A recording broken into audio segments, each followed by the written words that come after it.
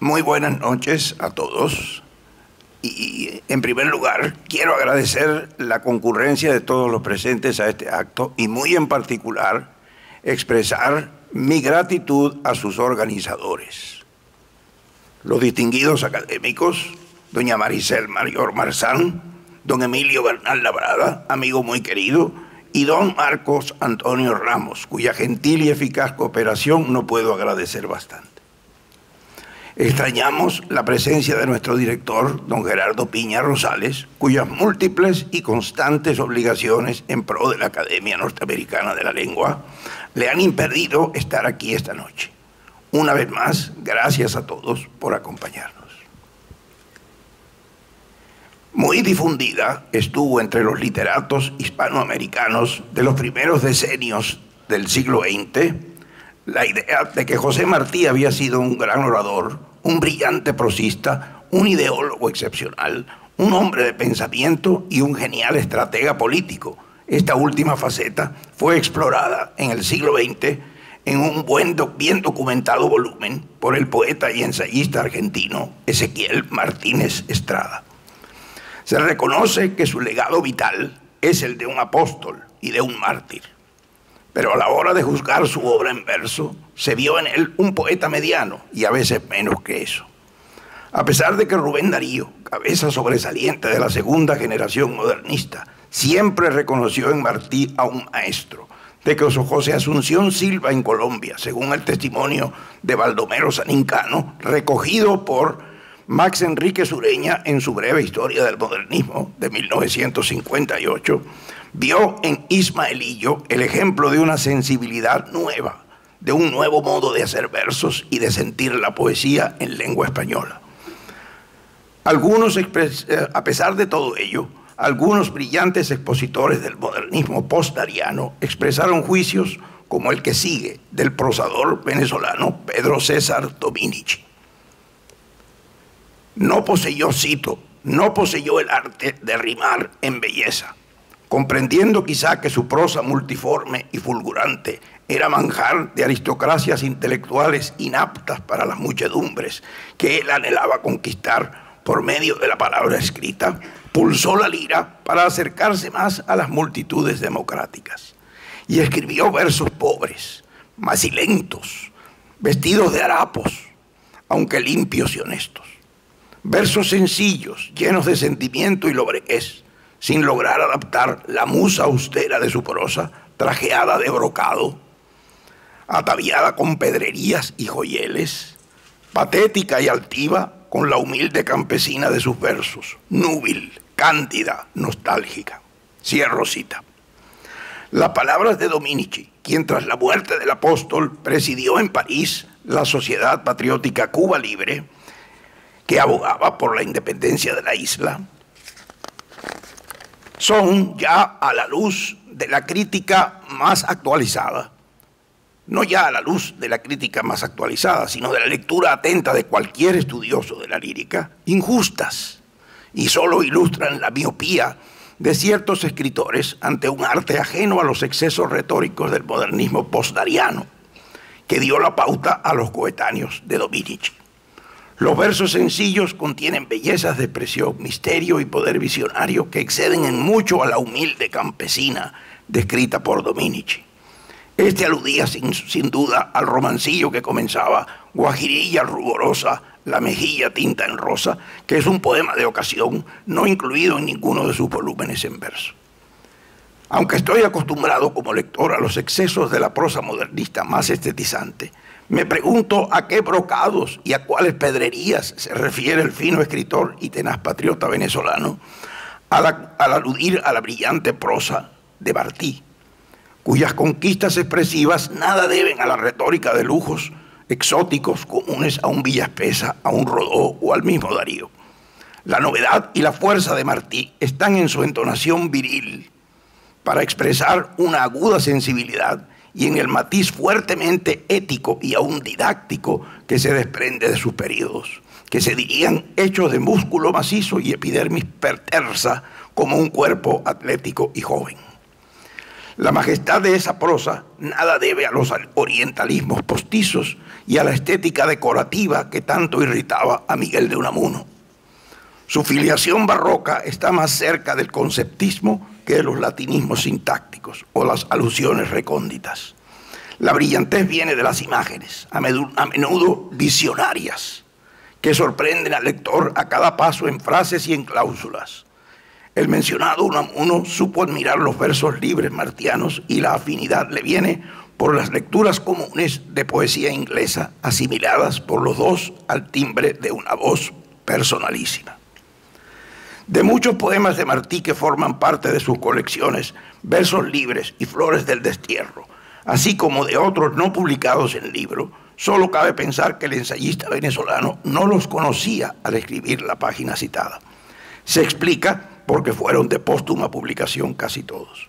En los versos sencillos, estudiados con fervor y comprensión poética por Gabriela Mistral, Martí cultiva el romance culto español en octosílabos aconsonantados, y si bien no alcanza siempre la misma altura, también es cierto que ha dejado algunos que le identifican ante los lectores de poesía y tienen reconocido valor antológico. Cito: el alma trémula y sola padece al anochecer. Hay baile, vamos a ver la bailarina española. Se ve de paso la ceja, ceja de mora traidora, y la mirada de mora, y como nieve la oreja. Esto como ejemplo de los versos sencillos.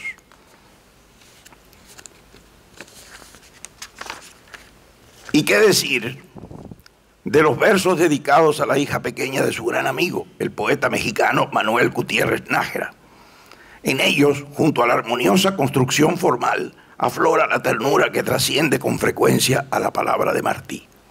Cito: en la cuna sin par nació la airosa niña de honda mirada y paso leve, que el padre le tejió de milagrosa música azul y clavellín de nieve. Del sol voraz y de la cumbre andina, con mirra nueva el séquito de bardos, vino a regar sobre la cuna fina olor de miosotis y luz de nardos. A las pálidas alas del arpegio, preso del cinto a la trenzada cuna, colgó liana sutil el bardo regio de ópalo tenue y claridad de luna. Fina y severa como el arte grave, Alicia planta en la existencia apoya, y el canto tiene y la inquietud del ave, y su mano es el hueco de una joya. Como ha sabido ver la crítica más sagaz, Martí fue poeta en su prosa, en sus discursos, en los diarios de Montecristi a Cabo Haitiano y de Cabo Haitiano a Dos Ríos, escrito este último a las puertas de la autoinmolación. Fue mucho más que un rimador hábil sin dejar de serlo. Estudiense sus versos antes citados a Ana Cecilia, la hija de su amigo Manuel Gutiérrez Nájera. Fue un visionario que, afín a Víctor Hugo en la monumentalidad y originalidad de sus visiones, no necesitó imitarlo. Tuvo, como lo ha señalado Cintio Vitier, el poeta y crítico cubano, un moderno sentido del ajuste, entre comillas, que le impidió imitar la versificación torrencial y monumental de Víctor Hugo. Rubén Darío, que solo lo vio una vez y conversó con él apenas unas horas, pero conocía bien sus escritos, describe así en sus memorias la escritura de José Martí. Cito: se transparentaba el cultivo de los clásicos españoles y el conocimiento de todas las literaturas antiguas y modernas, y sobre todo el espíritu de un alto y maravilloso poeta. Cierro cita. El texto de Dominici fue incluido en su libro de ensayos Tronos Vacantes, publicado en Buenos Aires en 1924. A varias generaciones de lectores que escribieron más tarde debemos la justa valorización de Martí poeta, desde Miguel de Unamuno y la gran Gabriela Mistral, pasando por Juan Ramón Jiménez, José María Chacón y Calvo, Eugenio Florit, Cintio Vitier, el poeta uruguayo Roberto Ibáñez, el crítico argentino Juan Carlos Llano, hasta las páginas del poeta y ensayista Orlando González Esteva, que recoge fragmentos sueltos, observaciones, aforismos de una agudeza y penetración insólitas, testimonios de la visión martiana,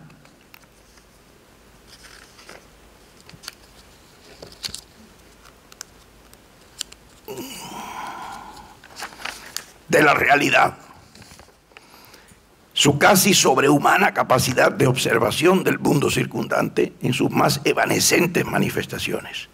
Es justo recordar en este punto la constante labor martianista que no desdeñó lo poético de la obra del apóstol, del trágicamente desaparecido historiador y polemista cubano en el exilio, Carlos Ripoll.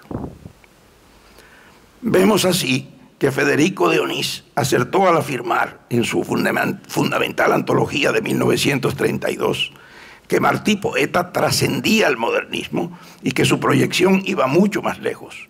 40 años después, en sus conferencias dictadas en la Universidad de Harvard en 1971, el premio Nobel mexicano Octavio Paz señalaba con su habitual lucidez la absoluta modernidad de algunos poetas del siglo XIX y citaba como ejemplo unos versos de Martí ante los cuales, antes que Darío, Lugones y otros modernistas posteriores, el apóstol cubano conjugaba visión y reflexión en un estilo cercano al coloquio, en el que los versos blancos, enlazados por sabios encabalgamientos, aligeran la prosodia, acercándola al fluir de la conversación y a la sombra del verso blanco inglés, inauguran un ritmo de impulso vehemente y nervioso en la poesía de nuestro idioma.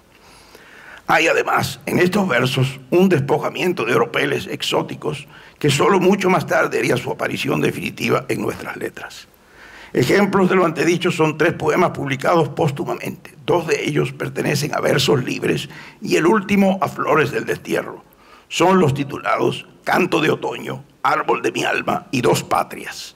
De este último se sirvió el Nobel mexicano para ilustrar la modernidad poética de Martí, más allá del modernismo y sus rasgos estilísticos definidores. Cito: ya es hora de empezar a morir. La noche es buena para decir adiós. La luz estorba y la palabra humana. El universo habla mejor que el hombre. Cual bandera que invita a batallar, la llama roja de la vela flamea.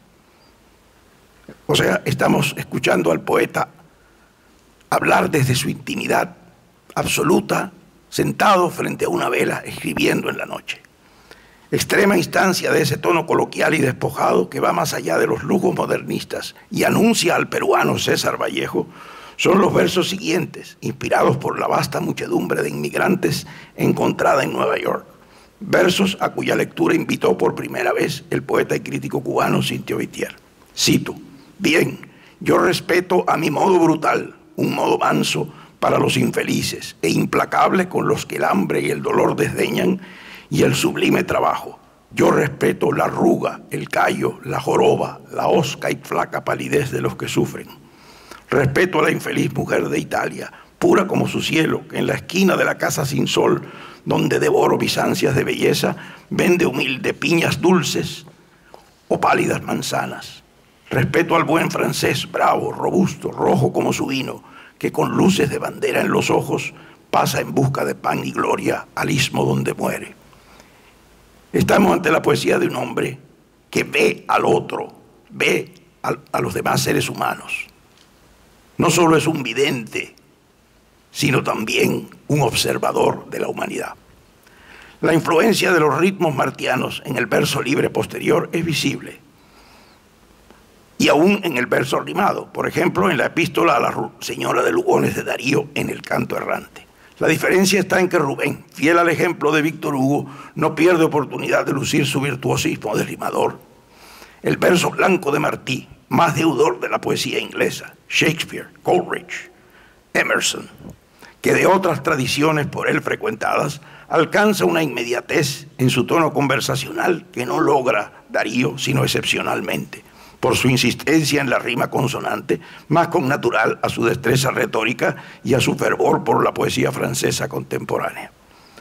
Otros críticos, como el profesor Iván Schulman, han puesto de relieve el cromatismo de Martí, sus pinceladas impresionistas y expresionistas.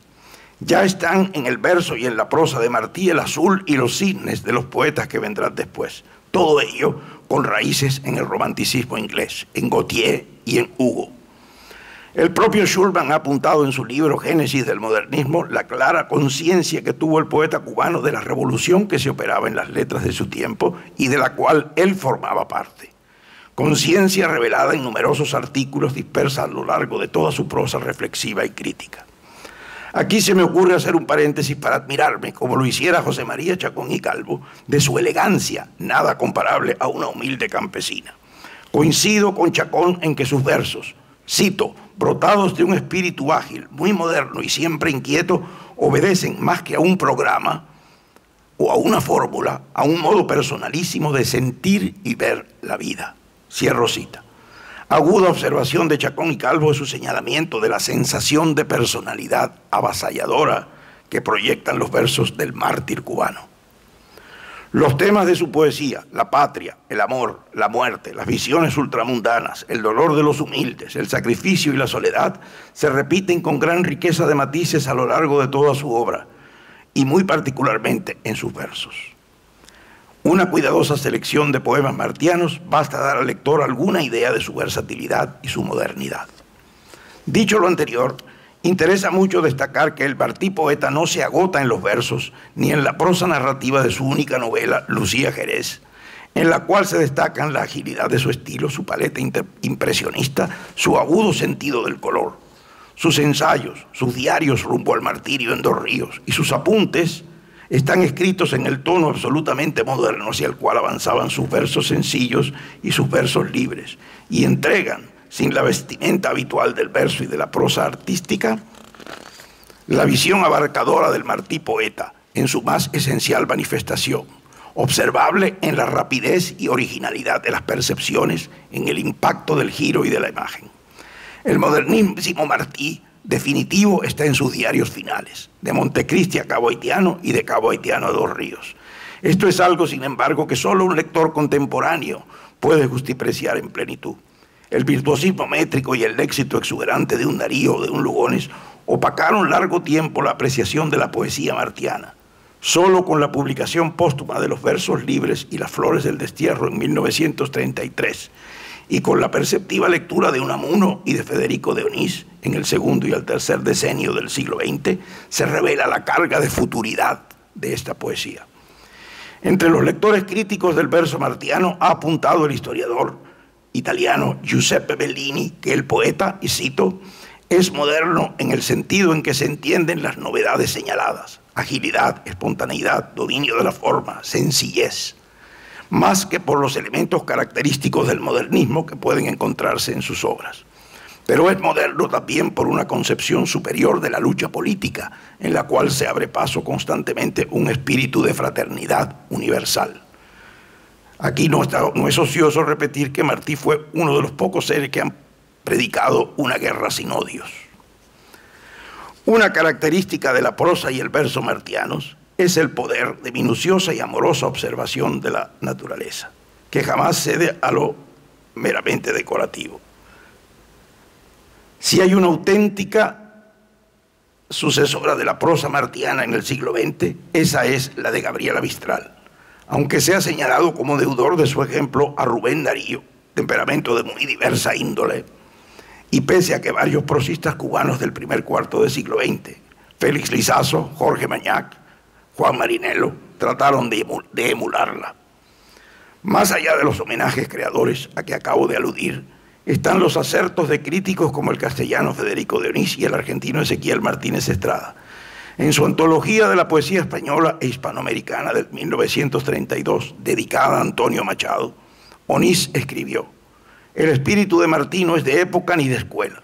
Su temperamento es romántico, lleno de fe en los ideales humanos del siglo XIX, sin sombra de pesimismo ni decadencia. Pero su arte arraiga de modo muy suyo en lo mejor del espíritu español, lo clásico y lo popular, y en su amplia cultura moderna, donde entra por mucho lo inglés y lo norteamericano. Su modernidad apuntaba más lejos que la de los modernistas y hoy es más válida y patente que entonces. A su vez, Martínez Estrada apuntó en su panorama de las literaturas de 1946. José Martí, 1853-1895, apóstol y mártir de la libertad de Cuba, es la figura más grande de Iberoamérica como escritor. Y añade, en alusión al poeta, el crítico argentino. En sus versos libres, versos sencillos e Ismaelillo estuvo también entre los primeros en tiempo y calidad. Hoy, en estos tiempos que a falta de un nombre más preciso se ha dado en llamar posmodernos, hemos alcanzado una perspectiva suficiente para aquilatar los acertados juicios de aquellos dos lectores. La frase de André Breton, la poesía es un arma cargada de futuro, puede muy bien aludir al verso y a mucha de la prosa visionaria y singularísima de José Martí. Hoy, acaso más que nunca, orgullo de América y de las letras en lengua española. Muchas gracias.